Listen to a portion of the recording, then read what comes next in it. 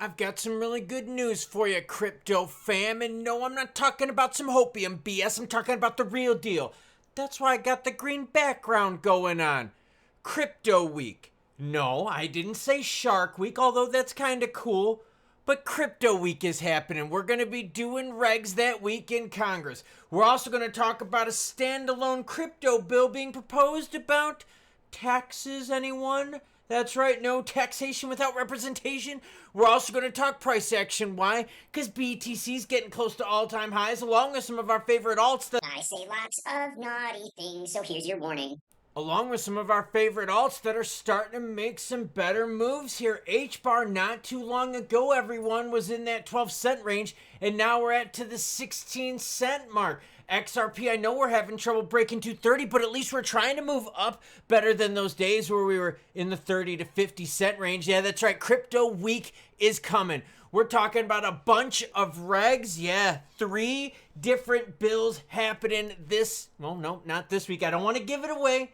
We'll talk about it soon. But before we get there, your comments come first. Why? Well, because you, the viewer, matter most. A Crypto Cat says, thanks, Klaus. I was hoping for a pump, but at least I got out for a Canada Day ride instead. Trump and Musk decided to pee on my fireworks today. No. There was no peeing on the fireworks for Canada Day. Nice bike, by the way. Love the bags in the back, extending the ride duration. Yeah, I picked some of the comments from Twitter. My Twitter information is linked down below in the ball sack known as the description box.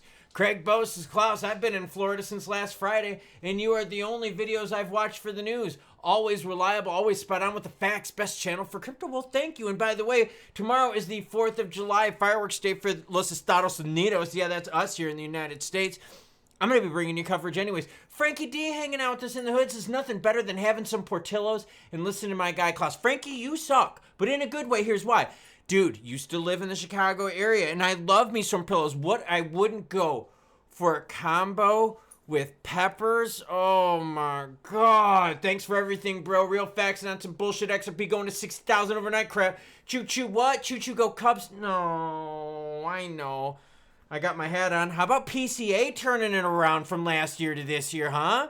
PCA for president. Bitcoin's in at 812. Well, that came from a Sox fan. Don't tell that to any of my Southside brethren out there. E 25.95, XP at 22.27. Well, HBAR is over the 16-cent mark. Amazing, isn't it? Yeah, we'll talk price action at the end.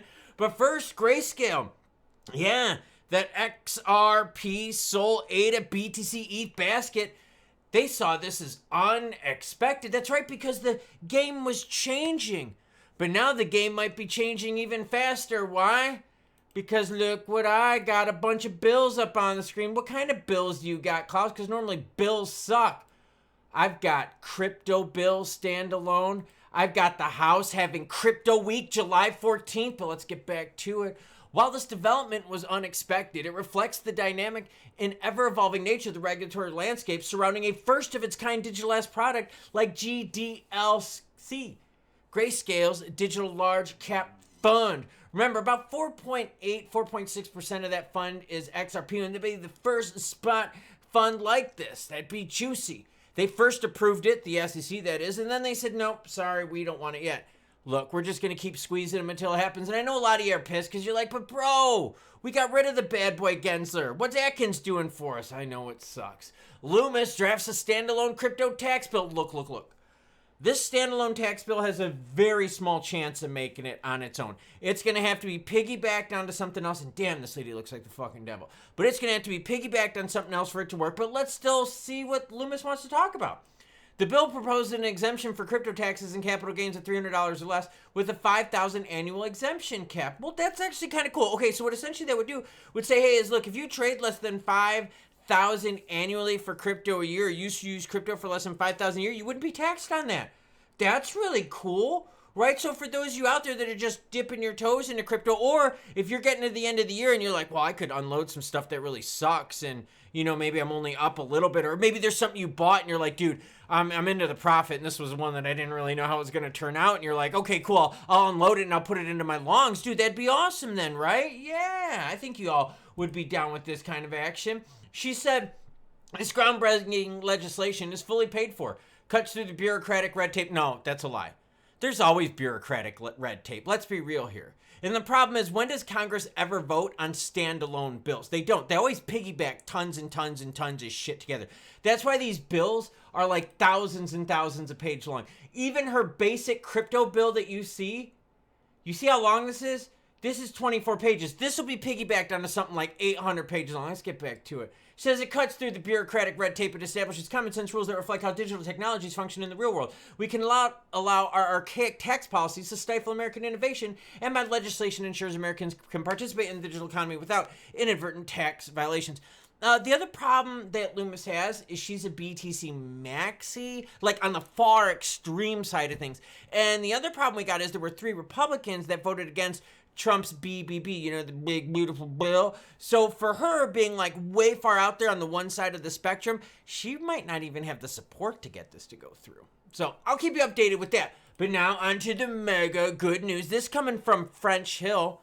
Kind of a cool name here, right? House announces the week of July 14th as Crypto Week.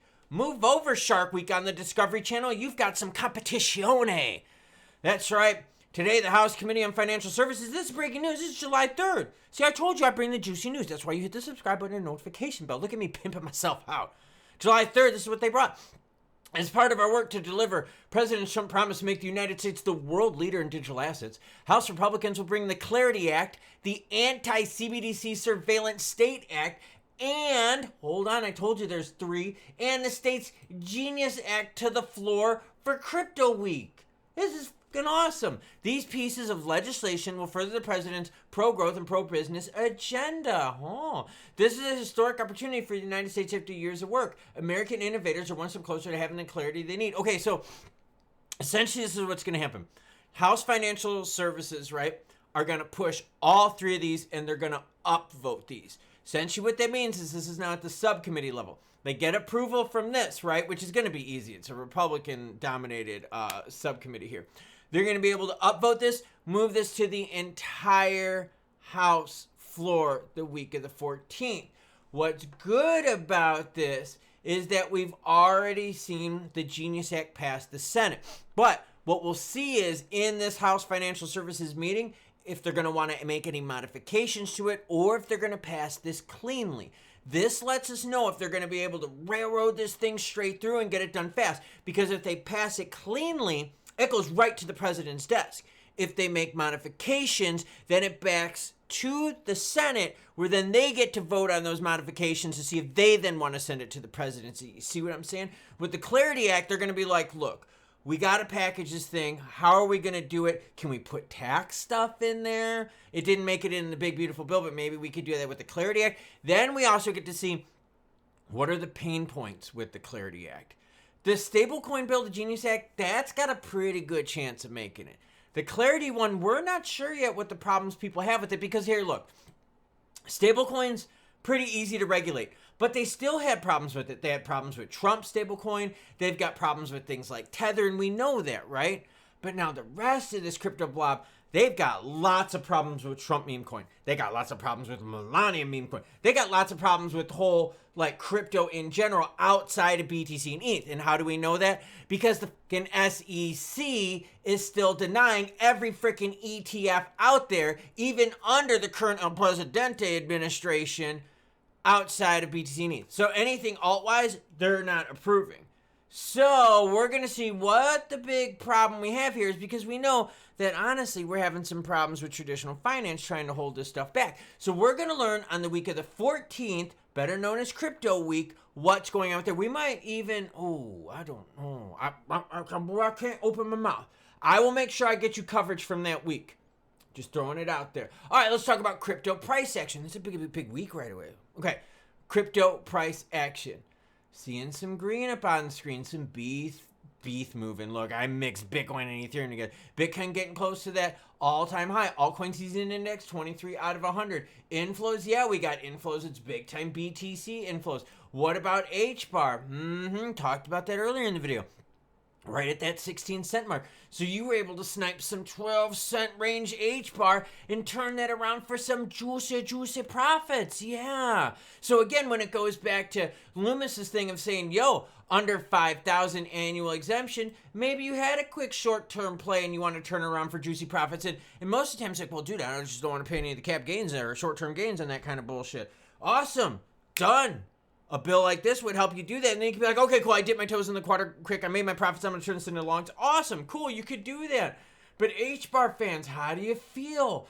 Zoom out and we're like, okay. Do you feel more confident that HBAR is developing a little bit of a floor here? I mean, I know that 12-cent mark was scary, but let's zoom in a little bit. Do you feel a little bit better about that 14, 15-cent range that we popped back? Yeah, we have the scary times like we did in April 7th where we got to that low of that 12, but we popped up. We did it again not too long ago. We got to the 12s and popped up. So is it kind of like XRP's story of, yeah, we'll dip below 2, but we'll come back? Is that HBAR same story? We'll dip below that 14, 13 mark, but we'll pop right back up? I mean, if that's the case, it gives you confidence. It also gives you a target, doesn't it?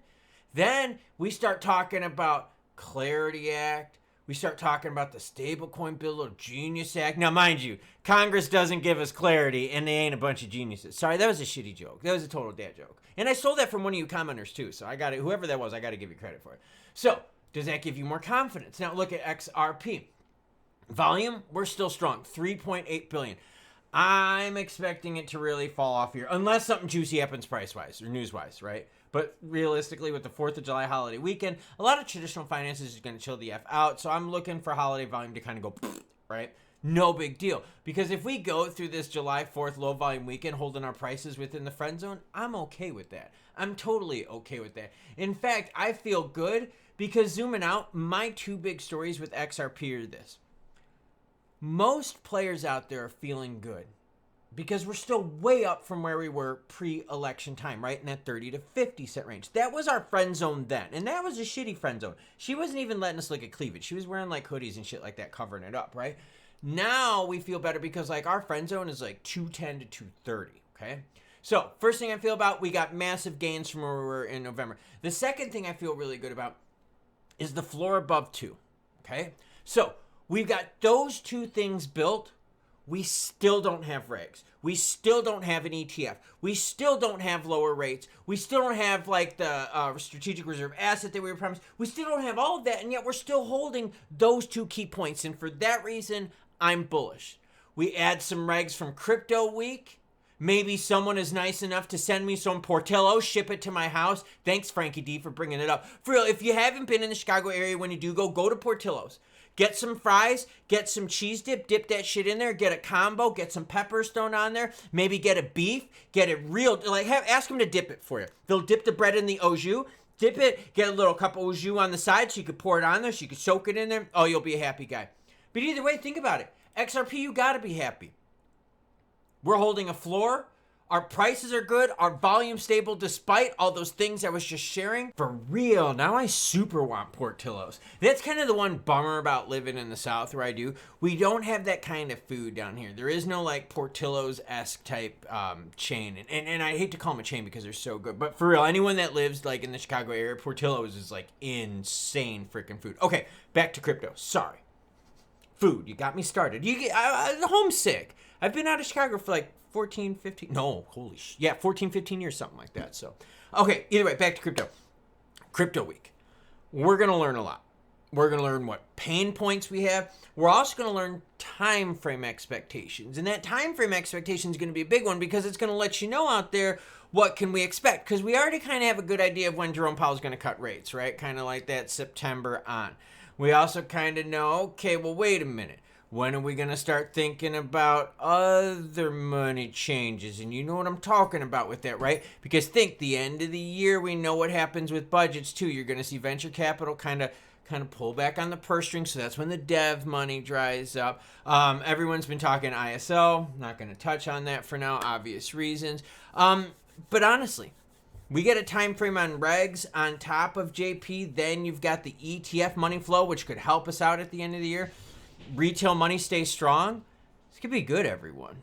I mean, and where we're at holding now support-wise, I mean, we should feel pretty confident with it. I mean, I know it is frustrating. You're right. When we get to that 230 cent mark, it does suck that we can't just break it and hold, especially over this last like couple months. But man, like 8-9 months ago, we were in like the 30 to 50 cent range, and you know, unless you're P Diddy, you know what I'm saying? Like, yeah, you know my point. Either way, I'll bring you the news through July 4th, but don't expect volume to stay crazy throughout the weekend. I expect it to really come down. Updates will happen as they come. Choo choo what? Choo choo biz nachos. Go White Sox. Don't have a chance.